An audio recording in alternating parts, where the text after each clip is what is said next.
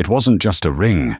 It was a miniature star blazing with a light that could erase a lifetime of debt. For Marina Evans, a 24-year-old waitress drowning in tuition fees and medical bills that Diamond left behind on table 7 of New York's lavish Silver Moon Cafe, wasn't just a piece of jewelry. It was a choice, a one-way ticket out of her desperate life, sitting right there on the starched white linen. No one saw it but her. A single silent act, and her world would change forever. But what she didn't know was that the ring's owner was coming back, and he wasn't just looking for his diamond, he was looking for something far more valuable, and his return would unleash a truth more staggering than the ring's $1 million price tag. The clatter of silver on porcelain was the soundtrack to Marina Evans's life. It was a rhythm of quiet desperation, each clink a reminder of the art history degree she was struggling to finish, each polished wine glass a reflection of a life she could only serve, never live. Silver Moon Cafe was a galaxy away from her cramped Brooklyn apartment, a place where billionaires whispered deals over seared scallops, and the air itself seemed to hum with the frequency of old money. Tonight, a Tuesday, was especially grueling. A sudden downpour had unleashed a torrent of the city's elite, all seeking refuge in the restaurant's golden amber-lit warmth. Marina moved through the maze of tables like a ghost, her smile a carefully constructed mask, her feet aching in their sensible black flats. Her mind wasn't on the Chateau Neuf du Pape or the truffle-infused risotto. It was on the eviction notice tucked inside her apron and the latest bill from her younger sister Lily's physical therapist. Lily's accident had been a year ago, and the debt was a mountain that grew taller with every sunrise. Her last table of the night was table 7, a secluded booth in the corner. The man who had sat there was a silhouette in her memory. Tall, dark suit, a face etched with a kind of profound weariness that even the dim lighting couldn't soften. He'd ordered a single malt scotch, no ice, and a steak he'd barely touched. He spoke little, his eyes fixed on some distant point beyond the rain-streaked windows. He paid in cash a stack of crisp $100 bills and left without a word. His name on the reservation was simply Mr. Croft. As Marina began clearing the table, her movements were automatic, efficient. Plate napkin, water, glass, scotch tumbler. Then her fingers brushed against something cold and hard beneath the edge of the folded linen napkin. She frowned, thinking it was a fallen cufflink. She picked it up. The world seemed to fall silent. The distant laughter from the bar, the clatter from the kitchen, the soft jazz floating from the speakers, it all dissolved into a low hum. Nestled in her palm was a ring. But it was like calling a supernova a star. A colossal, cushion-cut diamond sat enthroned on a platinum band, flanked by smaller, equally brilliant stones. It wasn't just sparkling. It was alive, drinking in the low light of the restaurant and throwing it back in 1,000 fractured rainbows. It was the most beautiful, most terrifying thing she had ever seen. Her breath hitched. She'd seen rings like this in magazines, on celebrities in museum displays. They had price tags with commas and more zeros than her student loan balance. This wasn't a ring. It was a house. It was Lily's surgery. It was 4 years of tuition. It was a life without the constant gnawing fear of the next bill. Her first instinct was a jolt of pure, unadulterated panic. She snapped her hand shut, the diamond's facets pressing into her skin. Her eyes darted around the now emptying dining room. The other servers were busy at the side station, folding napkins for the next day. Her manager, the perpetually sour Mr. Dubois, was schmoozing with a regular at the bar. No one was looking. No one had seen. She slipped it into her apron pocket. The weight of it was immense, a physical manifestation of the moral crossroads she now stood at. It felt like it was burning a hole right through the fabric. Evans stopped daydreaming and finished clearing. Dubois' sharp voice cut through her trance. "Yes, Mr. Dubois." She mumbled, her voice trembling slightly. For the rest of her shift, Marina moved in a fog. She cleaned the last of her tables, polished cutlery, and restocked the salt shakers, all while the secret in her pocket pulsed like a second heartbeat. The man Mr. Croft hadn't left a phone number on the reservation, only a name. He could be anyone. He might not even realize it was gone until morning. He was probably so rich he wouldn't even miss it. The thought was a venomous whisper in her ear. He wouldn't miss it, but it would save you. She pictured Lily's face, her brave smile that never quite hid the pain in her eyes. She thought of the sketches she hadn't had time to draw in months, her artistic dreams gathering dust in a corner of her mind. The ring wasn't just money. It was freedom. It was a chance to breathe. As she clocked out and stepped into the damp, neon-slicked New York night, the city felt different. Every shadow seemed to hold a threat, every stranger's glance a suspicion. The $1 million star in her pocket didn't feel like a blessing. It felt like a curse, and she was utterly, terrifyingly alone with the choice of what to do next. The subway ride back to Brooklyn was an exercise in paranoia. Marina kept her hand clamped over her apron pocket, her knuckles white. Every jostle, every announcement, every person who brushed past her sent a fresh wave of panic through her chest. The ring felt like a hot coal against her hip. She imagined dropping it, imagined it slipping through a grate, imagining a thief snatching her bag. When she finally unlocked the door to her tiny apartment, the familiar scent of turpentine and stale coffee did little to soothe her. The small space was her sanctuary and her prison. Canvases in various states of incompletion were stacked against one wall, a testament to a passion she barely had the energy to pursue. She locked the deadbolt and slid the chain across, leaning her back against the door and breathing heavily. Slowly she reached into her pocket and pulled out the ring. Under the harsh glare of her single overhead bulb, it was even more spectacular. It was an artifact from another world. She slid it onto her finger. It was a little loose, but the fit was close enough to send a shiver down her arm. She stared at her own reflection in the darkened window, a tired waitress wearing a ring that could buy the entire building she lived in. It looked absurd. It looked wrong. She took it off quickly, her heart pounding. Her phone buzzed on the counter. It was Lily. Marina's heart clenched a mix of love and guilt. She answered, forcing her voice to sound normal. "Hey, Lil, you're up late." "Couldn't sleep. The leg is acting up again." Lily's voice was weary, but she tried to keep it light. "Just wanted to hear your voice. How was work? Any rude customers leave you a $2 tip on a $300 bill?" Marina tried to laugh. The usual. You know, the high-stakes world of fine dining. The lie tasted like ash in her mouth. "Did you get the letter from the bursar's office?" Lily asked, her tone shifting to one of concern. Marina's stomach dropped. "Yeah, I got it." "Marina, maybe you should take a semester off. This is too much. You're working yourself to the bone." "No." Marina said, her voice sharp, with a sudden ferocity that surprised even herself. "I'm not giving up. We're not giving up. I'll figure it out, Lily. I promise. I always do." Looking at the ring sitting on her counter, a voice in her head screamed, "Here's how you figure it out. It's right here." After she hung up, the silence of the apartment was deafening. The ring seemed to hum with potential. She went to her laptop and, with trembling fingers, searched for a high-end jeweler open 24/7 for appraisals.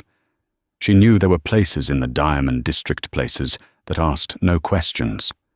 She could be on a bus out of the state by morning. A new life, a new start. Lily could get the best doctors, not just the ones covered by Medicaid. She typed cushion-cut diamond platinum ring into the search bar. The results flooded her screen. Tiffany, Harry Winston, Cartier. She clicked on a link to a Sotheby's auction page for a similar-looking piece. The estimated value made her feel dizzy. It was more than $1 million. It was closer to $3 million. The number echoed in the empty room. It was an astronomical, life-altering sum. It was an escape from the crushing gravity of her life. But then another image crept into her mind. The man at the table. Mr. Croft. The profound sadness in his eyes. It wasn't the look of an arrogant billionaire who was careless with his possessions. It was something deeper. A quiet, inconsolable grief. A ring like this. It wasn't something you bought on a whim. It was a symbol. A promise. What if it was for his wife or his fiancée? What if it was his mother's? She thought about her own mother's ring, a simple gold band with a tiny sapphire chip that she wore on a chain around her neck. It was worthless to anyone else, but to her it was everything. The conflict raged within her. On one side was Lily, her future, their survival. On the other was a stranger's story, a stranger's heart. The city outside her window never slept its distant sirens, a mournful cry. For hours Marina paced her small apartment, the ring in her hand, the weight of it growing heavier with every step. It was the devil on one shoulder and the angel on the other, and they were both screaming her name. Finally exhausted, she slumped onto her worn-out sofa. She looked at her own hands, stained with a little paint under the nails, calloused from carrying heavy trays. These were honest hands. They were the hands of her father, a mechanic who always said, "Character is what you do when no one's watching." At 3 a.m. her decision was made. It wasn't an easy one. It wasn't the one that would solve all her problems overnight, but it was the only one that would let her look at her own reflection again. She carefully wrapped the ring in a small piece of velvet cloth she used for polishing her mother's locket and placed it in a small box. Tomorrow she will go to work early. She would give the ring to Mr. Dubois and let him handle it. It was the proper procedure. It was the right thing to do. As she finally drifted into a restless sleep, she felt a strange sense of relief, but also a lingering dread. She had a terrible feeling that this was far from over. The next morning, Marina arrived at Silver Moon Cafe an hour before her shift. The dining room was quiet, and still the tables sleeping under white linen shrouds. She found Mr. Dubois in his small, cluttered office, hunched over scheduling sheets. He looked up, his thin lips curling into a sneer when he saw her. "Evans, you're early. Don't tell me you're finally developing a work ethic." Marina ignored the jibe. Her hands were clammy as she placed the small box on his desk. "A customer left this last night. At table 7, Mr. Croft." Dubois opened the box. His eyes, normally dull and cynical, widened. A low whistle escaped his lips. He picked up the ring, holding it up to the light, his expression a mixture of awe and avarice. "My God," he whispered. "Do you know what this is?"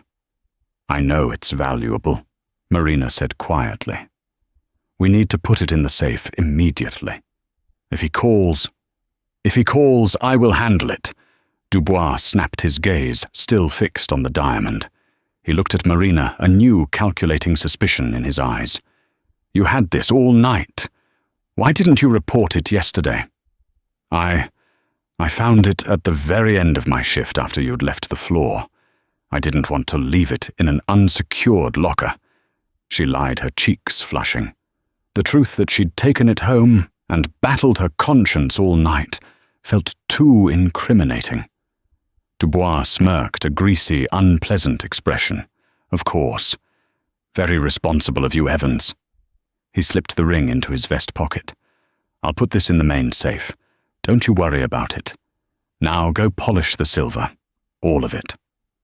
Marina hesitated. "Shouldn't we log it an incident report?" "I said I will handle it," he barked. "Are you questioning my management?" Defeated Marina nodded and left the office. An uneasy feeling settled in her gut. The way Dubois had looked at the ring, the way he'd pocketed it so casually. Something was wrong. She spent the next hour polishing forks and knives, her mind racing. She had done the right thing, but she had put the ring in the hands of the wrong person. The lunch rush was a blur, but the afternoon was quiet. Around 3 p.m., the bell above the restaurant's heavy oak door chimed. A man stepped inside, shaking rain from a long black cashmere coat. It was him, Mr. Croft. In the daylight, he looked different.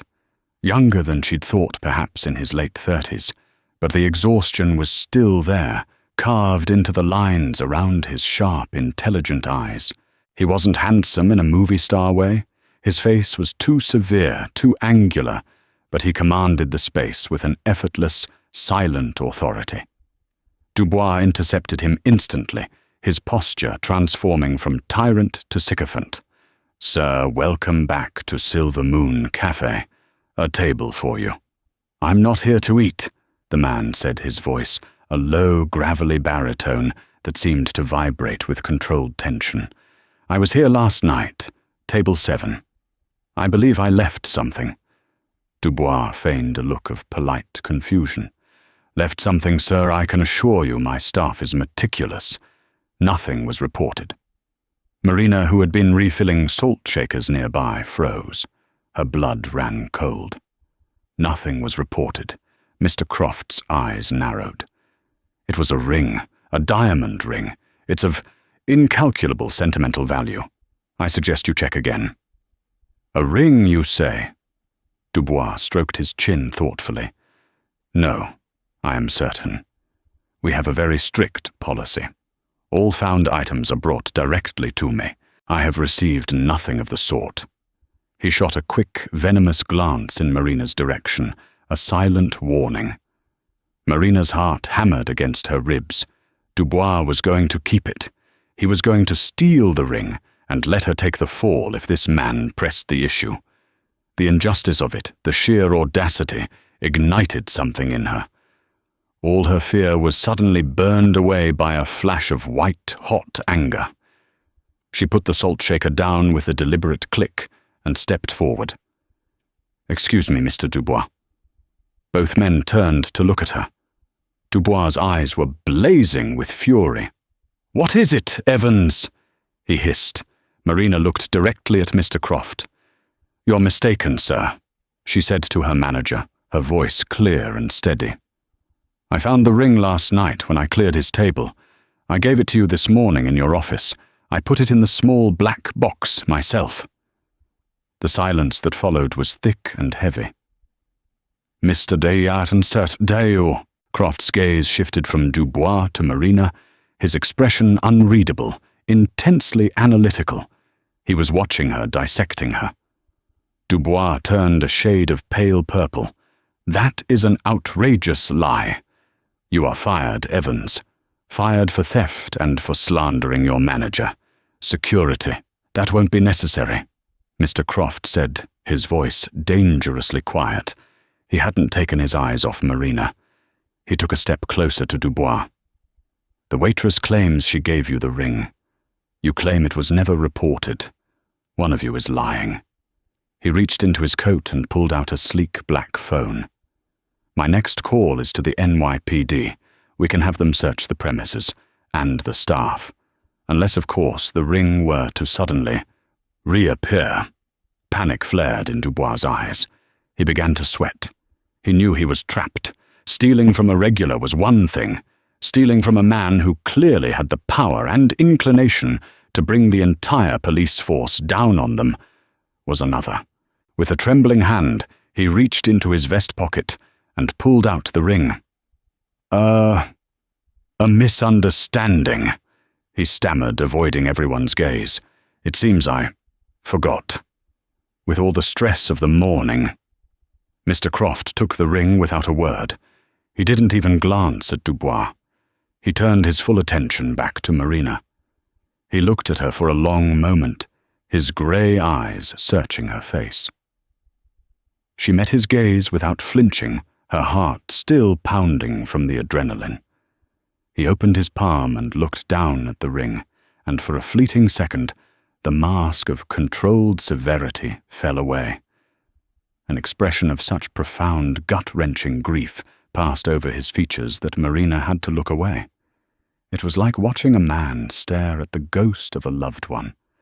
The ring wasn't just a ring, it was a relic. He closed his hand around it and looked back at her. "Thank you." He said the word simple, but imbued with a sincerity that resonated deep in her bones. You did an honest thing in a dishonest world.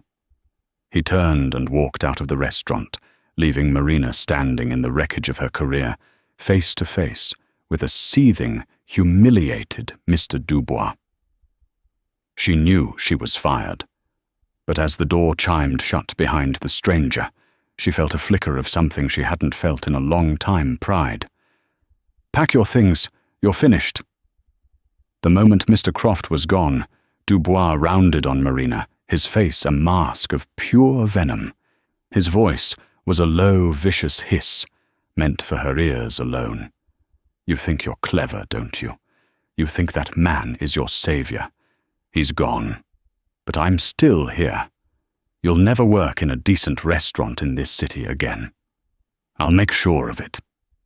Marina didn't say a word. She walked to the staff room, her body numb. She gathered her few belongings from her locker, a worn copy of a Renaissance art textbook, her spare apron the photo of her and Lily, laughing at Coney Island. The other staff members averted their eyes, whispering amongst themselves.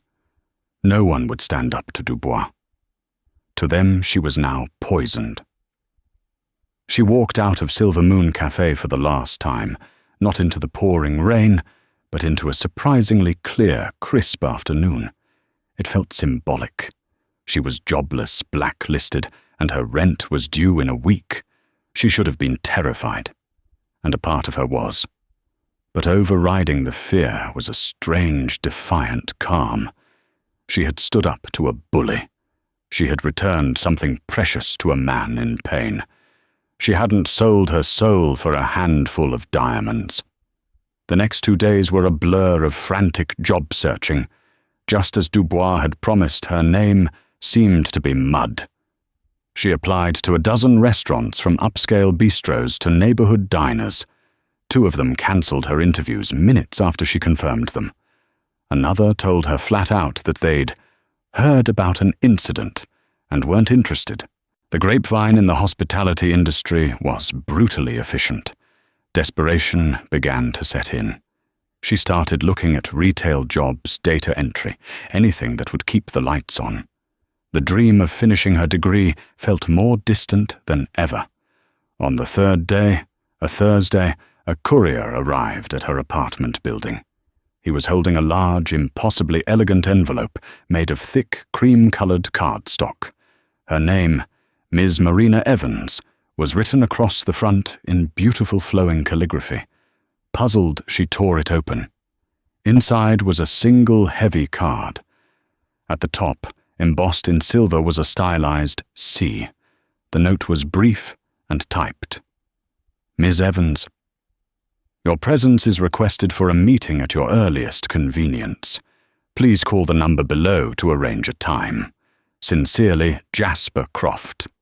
Below his name was an address on Park Avenue, a place of glass towers and corporate titans, and the private number for his executive assistant. Marina's hands trembled as she held the card. Jasper Croft. He had remembered her name. Why did he want to see her?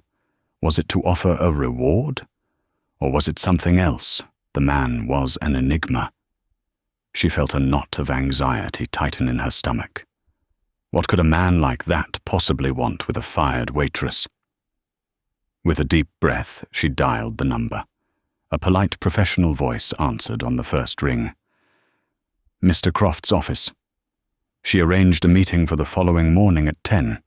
She spent the rest of the day in a state of nervous agitation, trying to decide what to wear. Everything she owned seemed shabby and inadequate. In the end, she settled on her one interview outfit, a simple black dress, clean but slightly faded, and a grey cardigan. The next morning, as she stood before the gleaming steel and glass monolith that was Croft Enterprises, she felt like an ant about to crawl into a king's palace. The lobby was a cathedral of modern commerce, all white marble soaring ceilings and silent, imposing security guards. After giving her name at the front desk, she was directed to a private elevator. It ascended silently, dizzyingly fast, opening directly into the penthouse suite. The executive assistant, a poised woman named Eleanor, greeted her with a warm smile. "Mr. Croft will be with you in a moment, Miss Evans. Can I get you some coffee water?" "Water would be lovely, thank you," Marina managed to say, her voice barely a whisper. The office was unlike anything she had ever seen. It wasn't a cold corporate space. It was more like a private museum. One entire wall was a floor-to-ceiling window offering a godlike view of Central Park. The other walls were covered in art. Not the generic decorative paintings she expected, but vibrant, emotional, powerful pieces. Abstract canvases exploded with color and emotion side by side, with delicate, intricate charcoal sketches of city life. The style was unique, yet familiar. It tugged at a memory she couldn't quite place. She was so engrossed in one particular painting, a swirl of deep blues and brilliant gold, that felt like staring into a hopeful nebula, that she didn't hear him enter. "It's called Starlight Over the Hudson," a quiet voice said from behind her. She turned with a start. Jasper Croft stood there, dressed not in a severe suit, but in tailored grey trousers and a simple dark blue cashmere sweater. He looked less like a corporate raider and more like a melancholy professor. "It's beautiful," Marina said, her voice filled with genuine awe. The artist, they have an incredible command of color theory. It's like a Mark Rothko, but with more hope. A faint, sad smile touched Jasper's lips. She would have liked that description. He gestured towards two plush armchairs near the window. "Please, sit." Marina sat on the edge of the cushion, her hands clasped nervously in her lap. The opulence of the room, the view, the sheer power emanating from the man before her. It was all overwhelming. "I imagine you're wondering why I asked you here." He began, his grey eyes fixed on her. "Yes, sir, I am." "First," he said, leaning forward slightly, "I wanted to apologize for the consequences of your honesty. My assistant made some inquiries. I am aware that your manager Dubois has had you blacklisted. I have taken steps to rectify that. Mr. Dubois is no longer employed by Silver Moon Cafe, and his former employers have been made aware of his attempted theft." Marina was stunned. You did that?" "It was the least I could do," he said. "But that's not the primary reason I called you here. Ms. Evans, I didn't just return to the restaurant for my ring. I returned for you." He paused, letting the words hang in the air. Marina's confusion deepened. "I don't understand. The ring," he said, his voice dropping, "was a test. A rather crude and desperate one, I admit. But a test nonetheless." Marina stared at him, bewildered. "A test? You intentionally left a ring worth millions of dollars on a table as a test?" Jasper Croft leaned back in his chair, his gaze drifting towards the window overlooking the city. "It sounds insane, I know. Please allow me to explain. The past year has been difficult for me. When you have a certain amount of wealth, it changes the world around you. Or rather, it reveals the world for what it truly is. People don't see you anymore. They see a walking bank vault. They see opportunity. Their kindness is a transaction, their loyalty a performance. He looked back at her, and the weariness she'd first seen in the restaurant was raw and exposed. The ring belonged to my late wife, Catherine. She passed away 13 months ago. The confession landed with a soft, devastating impact. Suddenly everything made sense. The grief in his eyes, the sentimental value, the way he'd clutched the ring, as if it were a lifeline. "I'm so sorry for your loss," Marina whispered, the words feeling horribly inadequate. "Thank you," he said, giving a slight, pained nod. Catherine, she was the opposite of all that. She was the most genuine person I have ever known. She saw people. I really saw them. After she was gone, I felt like I was drowning in a sea of sycophants and opportunists. I started to wonder if genuine, selfless honesty even existed anymore. He gestured around the room. So I devised this experiment. I would leave her ring behind a ring whose value was obvious to anyone. I would give someone the opportunity to do the wrong thing easily, anonymously. I've done it 3 times before. A hotel in London, a charity gala in Chicago, a restaurant in Paris. In all 3 instances, the ring vanished without a trace. And then you came to Silver Moon Cafe, Marina finished for him, her voice faint. And then I met you, he confirmed. You were faced with a choice that could have changed your life, a choice made heavier by your own personal struggles. Yes, Miss Evans, I had my team do a discreet background check. Your sister's medical condition, your student debt. The temptation for you must have been monumental, and yet you chose to do the right thing. Not once, but twice. First, by deciding to return it, and second, by standing up to that weasel of a manager when it would have been far easier and safer to stay silent.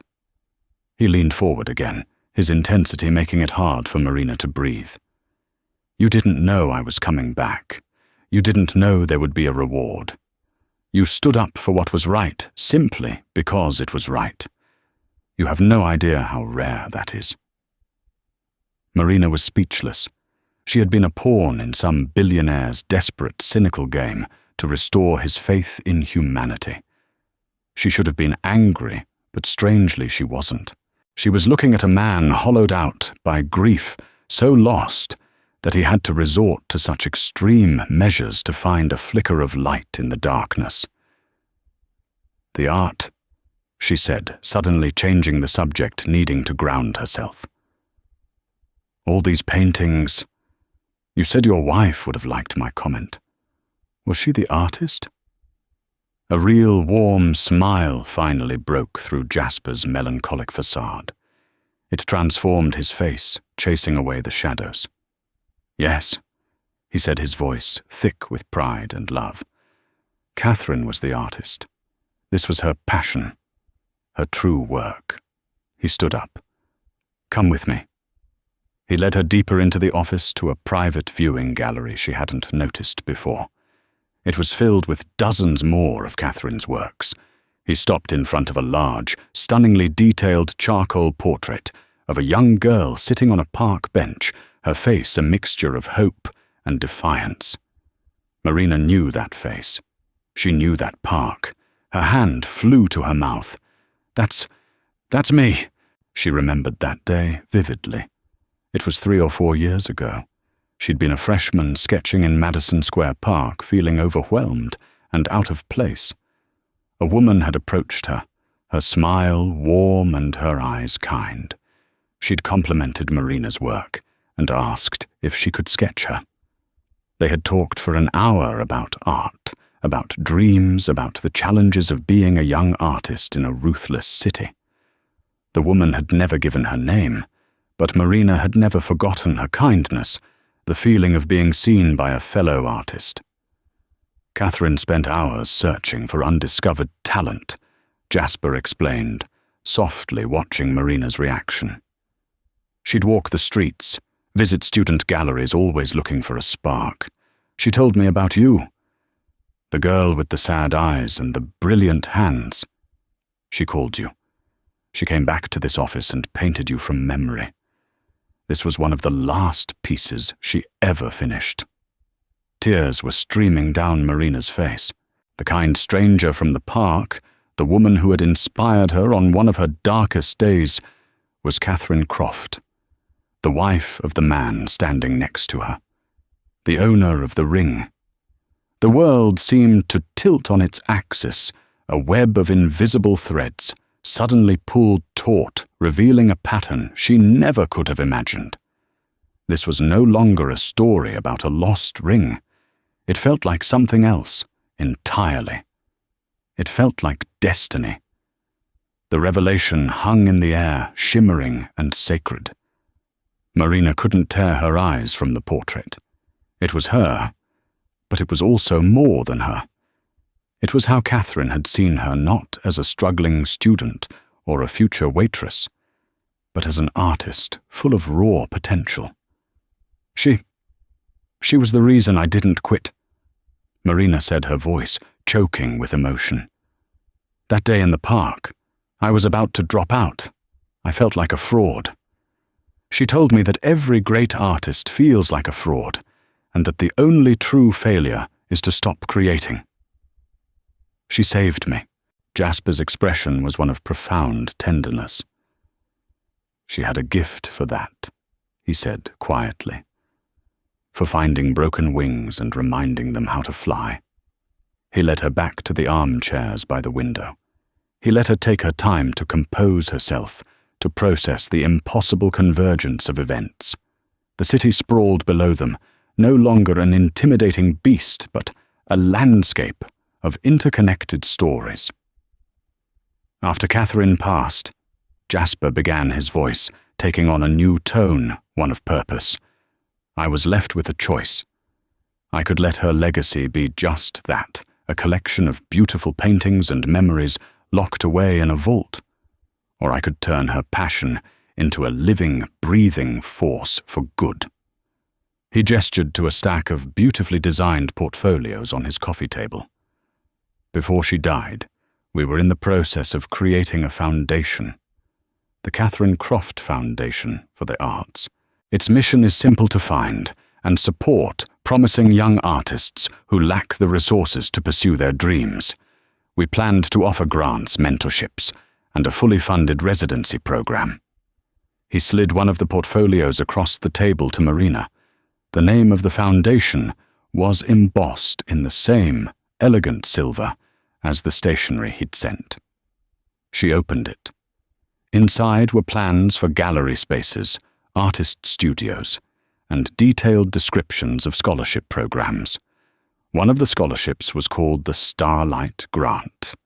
It was the Foundation's most prestigious award, a full-ride scholarship to any art university in the country, plus a living stipend and a mentorship with a leading figure in the art world.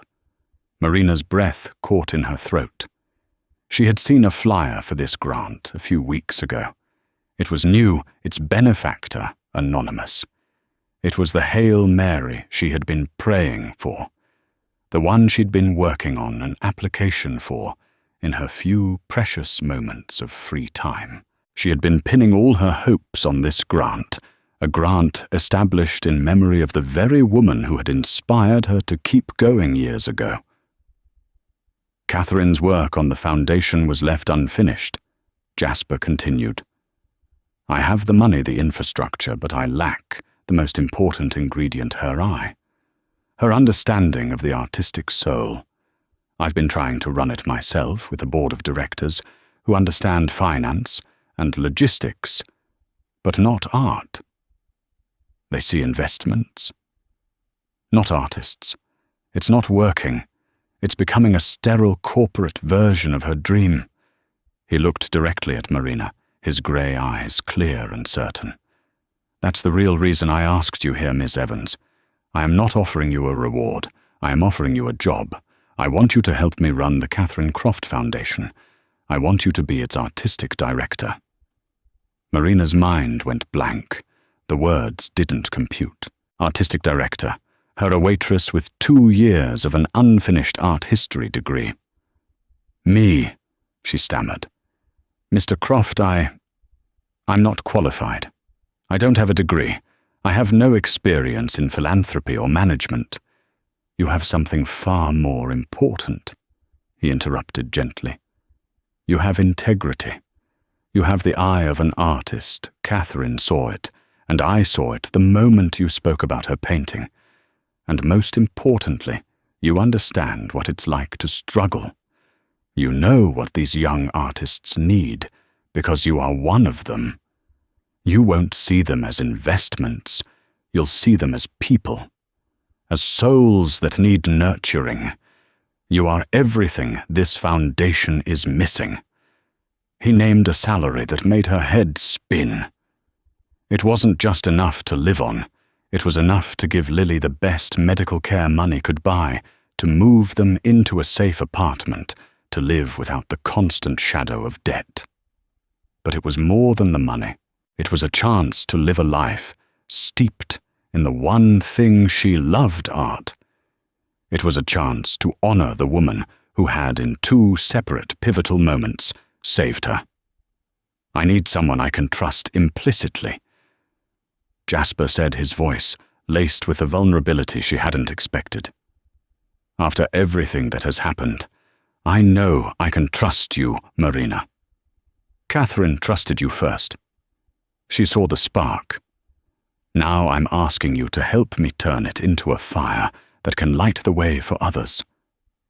Tears welled in her eyes again, but this time they were not tears of sadness or shock. They were tears of overwhelming gratitude of a life that had been broken into 1,000 pieces, suddenly snapping into a beautiful, coherent whole. The path that had seemed so dark and uncertain was now illuminated. The gleam she had seen on table 7 wasn't the diamond. It was this. It was her future. "Yes," she said, her voice shaking but firm. "Yes, Mr. Croft, I accept." For the first time, he reached across the space between them and offered his hand. When she took it, it wasn't a handshake between an employer and an employee. It felt like a pact, a promise to carry a legacy forward together. Starting her new life was like waking from a long grey dream into a world of vibrant colour. The first thing Marina did was arrange for Lily to see a top orthopedic specialist, one whose name they had previously only whispered like a distant fantasy. The second was to move them out of their cramped, crumbling apartment and into a bright, spacious 2-bedroom with a small balcony where Lily could sit in the sun. Her role at the Catherine Croft Foundation was everything Jasper had promised, and more. She wasn't a figurehead. She was an integral part of its heart and soul. She spent her days reviewing applications from talented young artists, her heart aching with empathy for their stories of struggle and triumph. She worked with architects to design the new artist residency upstate, ensuring the studios had the perfect northern light that Catherine had always cherished. Jasper was a constant presence, not as a boss, but as a partner. He handled the financial and logistical behemoth of the foundation, leaving her free to focus on its creative spirit. In their meetings, he listened to her ideas with a focused intensity, valuing her opinion above all others.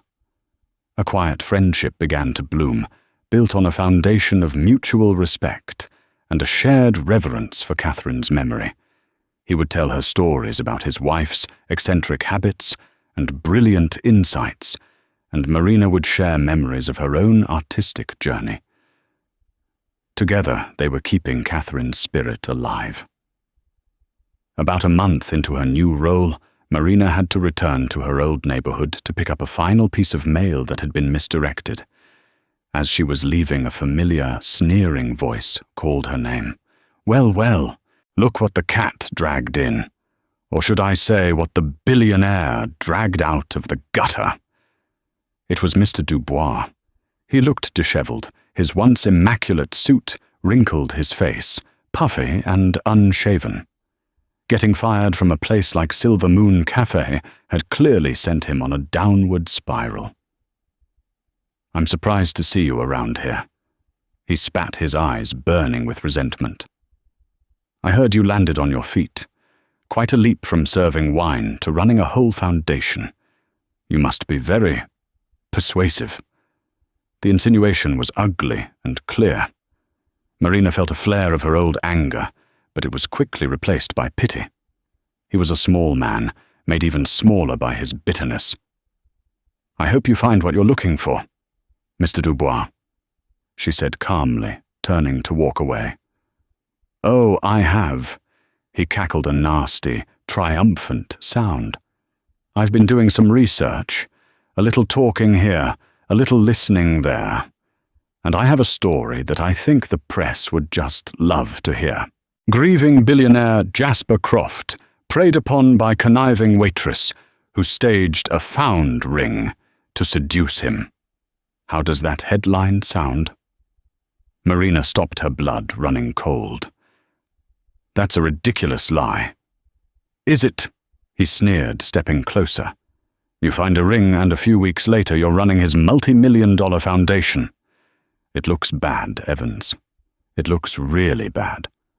All I need to do is make one phone call to a gossip columnist like Rita Carlisle at the New York Post, and Croft's reputation and his precious foundations will be dragged through the mud, unless he'd be willing to make a generous donation to the Dubois Benevolent Fund to ensure my silence." It was blackmail, vile and desperate. Before Marina could even respond, a sleek black car pulled up to the curb. The back door opened, and Jasper Croft stepped out. He had been on his way to meet Marina for a planning lunch. He took in the scene in an instant, Marina's pale, shaken face, and Dubois' triumphant, greasy smirk. "Is there a problem here?" Jasper asked, his voice calm, but with an underlying edge of steel. Dubois' confidence wavered for a second, but his greed won out. "Mr. Croft, just the man I wanted to see. I was just explaining to Miss Evans here about the potential for a public relations nightmare, but I'm sure we can come to a private arrangement." Jasper looked at Dubois, his expression utterly flat. "Let me be perfectly clear, Mr. Dubois. Every single interaction you have had with Miss Evans from the moment she handed you that ring has been documented. The security cameras at Silver Moon Cafe have audio. My own security team has compiled a full report on your attempt at theft and subsequent firing. And as for this conversation," he gestured vaguely to the street, "my driver has been recording everything since the moment you raised your voice." Dubois' face went completely white. "If you ever contact Miss Evans again," Jasper continued, his voice dropping to a lethally quiet level, "or if I so much as see your name in a gossip column next to hers, I will not only release all of that information, but I will pursue charges for extortion to the fullest extent of the law. My legal team will bury you so deep in litigation, you'll be paying off the debt for the rest of your miserable life. Do you understand me?" Dubois could only nod his mouth, opening and closing like a fish. He stumbled backward, turned and practically ran down the street, disappearing around the corner. Jasper turned to Marina, his expression softening with concern. "Are you all right?" She took a shaky breath and nodded. "Thank you." "There's no need to thank me," he said, opening the car door for her. "Protecting the foundation and its director is my primary responsibility." As they drove away, leaving the grimy street and the ghost of her past behind, Marina looked at the man beside her. She saw not just a billionaire or a grieving husband, but a friend, a protector, a partner. The ring had been a test of her character, but in the end it had also been a key, unlocking a door to a life she could never have imagined. A life where she could honor the memory of a kind woman she'd met in a park, where she could help other dreamers where she could stand tall beside a man who saw her not for what she was, but for everything she could be. The diamond was back where it belonged, but Marina had found a treasure far more valuable, a purpose, a future, and a place to call home. 6 months passed, turning the crisp autumn of Marina's new beginning into a vibrant spring. The woman who had once navigated the treacherous currents of fine dining with a weary heart was gone. In her place was a confident, poised director who moved through the art world with a quiet grace that commanded respect. Marina had not just taken the job, she had inhabited it, pouring her soul into the Catherine Croft Foundation. She had a rare gift for seeing the spark in a young artist's portfolio, for speaking to them not as a benefactor, but as a fellow creator who understood their language of doubt and passion. Her life and Lily's had transformed.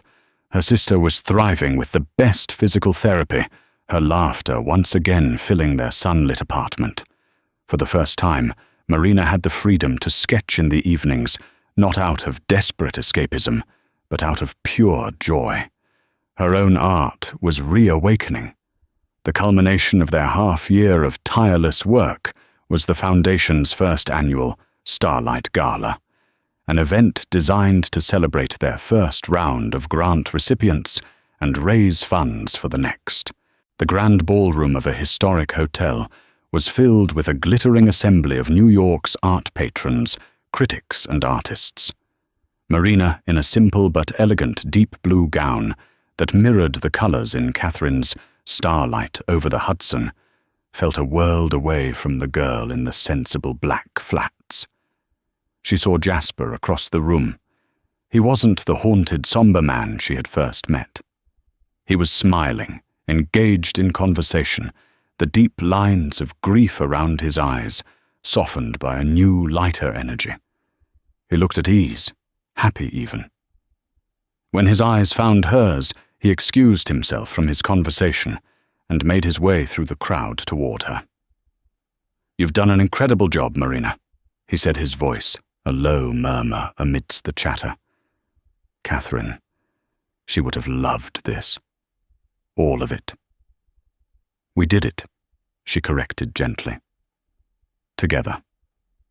Later in the evening, Jasper took the stage to give the keynote address. He spoke eloquently of his late wife's vision of her belief in the transformative power of art. Then his speech took a personal turn. "A dream, however, is just an idea, without a heart to give it life," he said, his gaze sweeping the room until it landed once again on Marina. This foundation was a beautiful but empty vessel until we found the right person to steer it. Someone with not only an eye for talent, but with an unimpeachable character. Someone who understands that the value of a thing is not its price, but the truth it represents. He raised his glass. To the Foundation's artistic director, a true artist and an even better human being, Ms. Marina Evans. The room erupted in applause. Marina's cheeks flushed as she stood to acknowledge the toast, but her eyes were locked with Jasper's. In that public moment, under the warm glow of the chandeliers, something shifted. The professional respect and the quiet friendship that had defined their relationship deepened into something more profound. It was a silent acknowledgement of the journey they had taken from a lost ring on a linen tablecloth to this, a room filled with hope and creation. After the gala wound down, they found themselves on a quiet terrace overlooking the city, the cool night air a welcome relief. "I haven't felt like this in a very long time," Jasper said, staring out at the endless constellation of city lights. "Hopeful." He turned to her. "I used to think that my life's great love story was over, that the best I could do was live in the past to build a monument to what I had lost." "What you've built isn't a monument," Marina said softly. "It's a garden. It's alive. You're giving new things a chance to grow." He took a step closer, his expression earnest. You did that, Marina. You brought life back. Not just to the Foundation, but to me. He hesitated, then gently took her hand. His touch was warm, certain. My feelings for you have grown beyond partnership, beyond friendship. I know this is complicated, and Catherine's memory will always be a sacred part of us. But I believe she would have wanted this. Her legacy was never meant to be an ending. It was meant to be a beginning. Marina looked at their joined hands, then up into his eyes. She saw no shadows of the past, only the clear, honest reflection of a shared future. The ring had been Catherine's a symbol of a love that was, but this quiet moment under the stars felt like a promise of a love that could be. I think, she said, her voice full of a calm certainty, it's my beginning, too. And so Marina's story reminds us that the greatest tests of our character often appear when we least expect them, disguised as simple choices. What would you have done? In a world that so often rewards the shortcut, her story is a powerful testament to the fact that integrity is its own reward. And sometimes doing the right thing doesn't just save your soul, it can lead you to your true destiny. The threads of our lives are often connected in ways we can't possibly see, linking a moment of kindness in a park to a life-altering decision years later. If Marina's incredible journey from struggling waitress to artistic director moved you, please show your support by hitting that like button. Share this video with someone who needs a reminder that good deeds never go unnoticed. And don't forget to subscribe and turn on notifications so you won't miss our next real-life story that proves honesty, courage, and a little bit of fate can change everything. Thank you for listening.